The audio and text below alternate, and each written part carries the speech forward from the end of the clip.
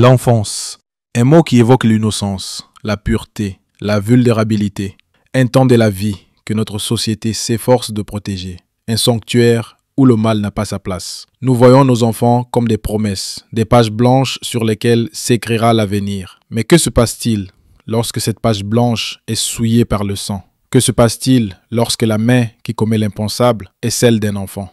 Le parricide, le meurtre, la torture, des actes que nous associons aux monstres les plus endurcis. Pourtant, l'histoire criminelle américaine est parsemée de cas qui défient notre entendement. Des cas où des enfants, parfois très jeunes, ont basculé dans une violence extrême. Aujourd'hui, nous allons nous confronter à cette réalité dérangeante. À travers 5 affaires qui ont choqué l'Amérique, nous allons tenter de comprendre. Non pas pour excuser, mais pour explorer les abysses de la psyché enfantine. Comment un enfant devient-il un assassin? Est-ce la faute de la nature, de l'éducation, de la société? Préparez-vous à un voyage au cœur des ténèbres, là où l'innocence est morte bien avant l'heure. Acte 1. Eric Smith, le monstre au visage d'ange. Savona, État de New York, un de ces villages américains où tout le monde se connaît, où les enfants jouent dehors sans surveillance. En été 1993, rien ne semblait pouvoir troubler cette quiétude. Le petit Derrick Roby, 4 ans, était une figure familière, un rayon de soleil. Le 2 août, il quitte la maison de sa mère pour se rendre à un camp d'été tout proche, un trajet de quelques minutes à peine. Il n'arrivera jamais. Pour comprendre ce qui va suivre, il faut s'intéresser à un autre enfant de Savona, Eric Smith, 13 ans. Il est le portrait de l'adolescent maladroit. Des cheveux roux, des lunettes épaisses, des taches de rousseur. Mais derrière cette apparence banale se cache une profonde souffrance. Depuis des années, Eric est le souffre-douleur de l'école. On le moque pour son physique, on le surnomme tête de carotte. Le harcèlement est constant, parfois physique. Il rentre souvent à la maison en pleurs. Ses parents, Dell et Tammy Smith, sont conscients de son mal-être, mais se sentent impuissants. Ils voient leur fils se replier sur lui-même, sa colère grandissant en silence. Ce 2 août, Eric est à vélo dans le village. Il croise le chemin du petit Derrick. Que se passe-t-il dans sa tête à ce moment-là? Des années de rage accumulée, de frustration et d'humiliation cherchent une cible. Il attire le petit garçon dans un bois voisin sous un prétexte anodin. Là, loin des regards, la violence explose. Quelques heures plus tard, le corps de Derrick est retrouvé. L'horreur est absolue. Il a été étranglé, son crâne fracassé avec une pierre de plus de 20 kilos et il a subi des violences SX post-mortem. Le village est sous le choc. Qui a pu commettre un acte d'une telle barbarie? La police recherche un prédateur, un monstre. Mais le monstre qu'ils vont trouver a 13 ans. Eric Smith est le dernier à avoir vu Derrick vivant. Interrogé, il nie d'abord. Mais les incohérences dans son récit et des traces de sang sur ses chaussures le trahissent. Confronté, il avoue. Sa confession, filmée, est glaçante. Il décrit l'acte avec un détachement terrifiant, sans une once d'émotion. Il explique qu'en voyant ce petit garçon heureux et insouciant, il a projeté sur lui toute la haine qu'il ressentait envers ceux qui le harcelaient. Il voulait faire souffrir quelqu'un comme il avait souffert. Le procès d'Eric Smith. Captive l'Amérique, jugé comme un adulte, il est condamné à la peine maximale, prison à vie avec une possibilité de libération après 9 ans. Il passera 28 ans derrière les barreaux. En prison, il grandit, mûrit, il suit une thérapie, exprime des remords profonds. Il dit avoir enfin compris l'horreur de son acte. En 2022, après 10 refus, sa libération conditionnelle est acceptée. La décision divise. Peut-on pardonner l'impardonnable? La rédemption est-elle possible après un tel acte? La famille de Derrick Roby, elle, s'est battue jusqu'au bout pour qu'il reste en prison. L'histoire d'Eric Smith nous laisse avec cette question vertigineuse. Un monstre peut-il redevenir un homme? Acte 2. Joshua Phillips, le secret sous le lit. Nous sommes en 1998 à Jacksonville, en Floride. Joshua Phillips a 14 ans. Il vit avec ses parents, Steve et Melissa. De l'extérieur, c'est une famille normale. Mais à l'intérieur, la dynamique est toxique. Steve, le père, est décrit par tous comme un homme extrêmement autoritaire, intransigeant et parfois violent. Il dirige sa maison d'une main de fer. Joshua vit dans une peur constante de la réaction de son père, une peur qui dictera chacun de ses gestes. Sa voisine et amie est la petite Maddie Clifton, 8 ans. Une fillette pleine de vie qui passe son temps à jouer dans le quartier. Le 3 novembre 1998, Maddie disparaît. Elle jouait dehors comme tous les jours. Sa disparition déclenche une mobilisation massive. Des centaines de volontaires, les médias, le FBI, toute la ville cherche Maddie. Parmi les volontaires les plus actifs, il y a le jeune Joshua Phillips. Il aide à distribuer des avis de recherche. Il répond même aux questions d'une équipe de télévision, l'air inquiet. Personne ne se doute de rien. Une semaine passe. L'espoir s'amenuise. Dans la maison des Phillips, la mère de Joshua, Melissa, remarque une odeur étrange dans la chambre de son fils. Elle nettoie, aère, mais l'odeur persiste, de plus en plus forte. Elle provient du lit de Joshua. Intriguée, elle examine le sommier. Elle remarque que le socle du lit, à eau, semble fuir. C'est alors qu'elle le soulève. Ce qu'elle découvre est une vision d'horreur absolue. Le corps de la petite Maddie Clifton est là, caché sous le lit de son fils depuis 7 jours.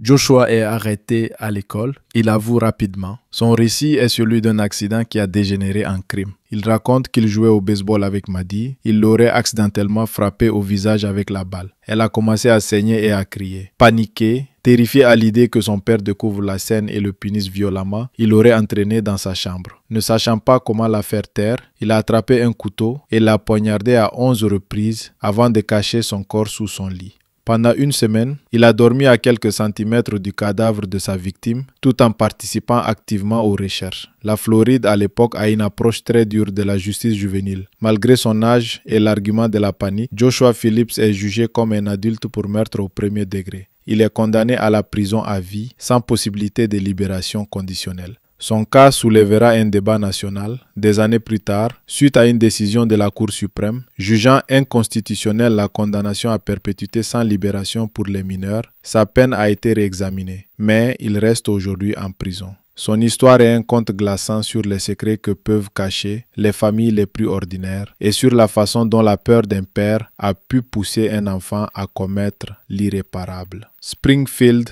Oregon. La famille Kinkel semble être le contre-exemple parfait des cas précédents. William et Faith Kinkel sont des professeurs d'espagnol et de français respectés, décrits comme des parents exceptionnellement aimants et patients. Leur fils, Kipland Kip Kinkel, 15 ans, est intelligent, mais montre depuis l'enfance des signes de troubles profonds. Il est obsédé par les armes, fabrique des bombes artisanales et exprime une fascination pour la violence. Ses parents inquiets l'envoient voir un psychologue, mais ils ne mesurent pas l'ampleur de la maladie qui ronge leur fils. Par amour, mais avec une naïveté tragique, ils lui permettent même de posséder des armes, espérant que cela canalisera son obsession de manière responsable. Le 20 mai 1998, Kip est renvoyé du lycée Thurston. Il a été surpris en train d'essayer d'acheter une arme volée à un autre élève. Pour lui, c'est l'humiliation suprême, c'est le déclencheur. Ce soir-là, chez lui, il attend que son père rentre du travail. Il le tue d'une balle dans la nuque. Il traîne son corps dans la salle de bain. Quelques heures plus tard, sa mère rentre à son tour. Il la bat dans le garage. Il dira plus tard qu'il entendait des voix qui lui disaient qu'il n'avait plus le choix. Le lendemain matin, le 21 mai, Kip Kinkel se rend au lycée Thurston. Il porte un trench coat pour cacher un arsenal, un fusil semi-automatique, 2 pistolets et un couteau. Il traverse le campus et ouvre le feu. Dans la cafétéria bondée, il tire 50 balles en quelques secondes. Bilan, 2 morts, 25 blessés. La fusillade n'est stoppée que par le courage d'autres élèves, dont un, Jacob Riker, qui, bien que blessé, parvient à le plaquer au sol. Le journal intime de Kip et les évaluations psychiatriques révèlent une vérité terrifiante. Kip Kinkel souffrait d'une maladie mentale sévère, une schizophrénie paranoïde. Il entendait des voix depuis des années, des voix qui le tourmentaient, qui lui disaient de tuer, qui lui disaient qu'il était sans valeur. Il a tué ses parents, dira-t-il, pour leur épargner la honte et la souffrance que ses futurs actes allaient causer, dans un acte de miséricorde tordu par la maladie. L'affaire Kinkel devient le symbole du débat sur la maladie mentale et la violence armée. Un adolescent est-il responsable de ses actes quand son esprit est brisé? Peut-on blâmer des parents qui, malgré leur amour, ont fait une erreur de jugement fatale en lui donnant accès à des armes? Kip Kinkel plaide coupable pour éviter la peine de mort et est condamné à 112 ans de prison sans possibilité de libération. Son histoire est une tragédie absolue, celle d'un esprit dévoré par la folie qui a emporté avec lui ses parents et ses camarades dans un abîme de violence. Acte 4. Lionel Tate, le jeu macabre. Fin des années 90. Le catch professionnel est un phénomène culturel aux États-Unis. Ces stars sont des idoles pour des millions d'enfants. Parmi eux, il y a Lionel Tate, un garçon de 12 ans vivant en Floride. Il est costaud, très grand pour son âge, pesant près de 80 kilos. Il est obsédé par le catch et passe ses journées à imiter les prises de ses héros The Rock et Hulk Hogan. Sa mère, Kathleen Grossett Tate, est une policière de la patrouille routière de Floride. Le 28 juillet 1999, la mère de Lionel garde la fille d'une amie, la petite Tiffany Unique, 6 ans, qui ne pèse que 22 kilos. Elle laisse les deux enfants jouer ensemble à l'étage pendant qu'elle est en bas. 40 minutes plus tard, Lionel descend et lui dit que Tiffany ne respire plus. La petite fille est morte. L'autopsie révèle un bilan effroyable. Tiffany a subi 35 blessures graves. Crâne fracturé, foie lacéré, côte cassée, hémorragie interne massive, des blessures comparables à celles d'une victime d'accident de voiture. Face à ces preuves accablantes, la défense de Lionel Tate choisit une stratégie qui va faire la une des journaux. La défense Wrestling. Ses avocats plaident que Lionel ne voulait pas tuer Tiffany. Il ne faisait que reproduire les mouvements de ses idoles, sans comprendre la différence entre le spectacle et la réalité, sans comprendre qu'une petite fille de 22 kilos n'était pas un catcheur professionnel de 120 kilos. Ils affirment qu'il est immature et qu'il ne pouvait pas concevoir les conséquences mortelles de ses actes. Le jury ne croit pas à cette version. En 2001, Lionel Tate est reconnu coupable de meurtre au premier degré. Le verdict est un séisme. Il est condamné à la prison à vie sans possibilité de libération conditionnelle. À 14 ans, il devient la plus jeune personne de l'histoire moderne des États-Unis à recevoir une telle sentence. L'affaire divise. Est-ce une justice juste ou une cruauté disproportionnée? Après une campagne d'appel intense, sa condamnation est annulée en 2004. Il est libéré sous contrôle judiciaire. L'Amérique lui offre une seconde chance, une chance qu'il ne saisira pas. À peine un an plus tard, il est de nouveau arrêté, cette fois pour avoir braqué un livreur de pizza avec une arme. La justice, qui l'avait libéré, le renvoie en prison, cette fois pour 30 ans. L'affaire Lionel Tate est une fable tragique sur l'influence des médias, l'immaturité et l'échec d'un système judiciaire qui, après avoir été d'une sévérité extrême, n'a pas su encadrer un jeune homme déjà perdu. Acte 5. Anissa Weier et Morgan Geyser. Le meurtre pour Slenderman. Notre dernière histoire nous plonge dans les méandres les plus étranges d'Internet. Connaissez-vous Slenderman? C'est un mythe moderne né sur un forum en ligne. Une créature longiligne, sans visage, en costume, qui hante les forêts et enlève les enfants. Une fiction, une légende urbaine numérique. Mais pour deux jeunes filles de 12 ans, Anissa Weier et Morgan Geyser, Slenderman était bien réel et il leur demandait un sacrifice. Waukesha, Wisconsin, 2014. Anissa Morgan et leur amie Peyton Leutner, surnommée Bella, sont inséparables, mais l'amitié est déséquilibrée. Morgan est une enfant solitaire et créative qui souffre en silence de problèmes mentaux non diagnostiqués. Elle est obsédée par Slenderman. Anissa, en quête d'amitié, se laisse entraîner dans son délire. Ensemble, elles développent une psychose partagée. Elles croient que Slenderman est réel et qu'il menace leur famille. Pour apaiser le monstre et devenir ses servantes, elles élaborent un plan terrifiant. Elles doivent tuer quelqu'un. Leur victime désignée est leur meilleure amie, Peyton. Pour les 12 ans de Morgan, elles organisent une soirée pyjama. Le lendemain matin, les trois filles partent se promener dans un parc boisé voisin. C'est là que le piège se referme. Anissa et Morgan entraînent Peyton à l'écart et la poignardent à 19 reprises. Puis, la laissant pour morte, elle s'enfuit, avec l'intention de marcher jusqu'au manoir de Slenderman. Mais Peyton, par un miracle de courage, survit. Elle se traîne jusqu'au bord d'une route où un cycliste la découvre. Pendant qu'elle est transportée d'urgence à l'hôpital, la police arrête Anissa et Morgan. Les vidéos de leurs interrogatoires sont surréalistes. Calmement, elles expliquent leurs gestes. Elles devaient tuer, disent-elles. C'était un sacrifice nécessaire pour apaiser Slenderman. Leur déconnexion de la réalité est totale. L'affaire pose une question vertigineuse. Comment la justice doit-elle traiter un crime motivé par une pure fiction?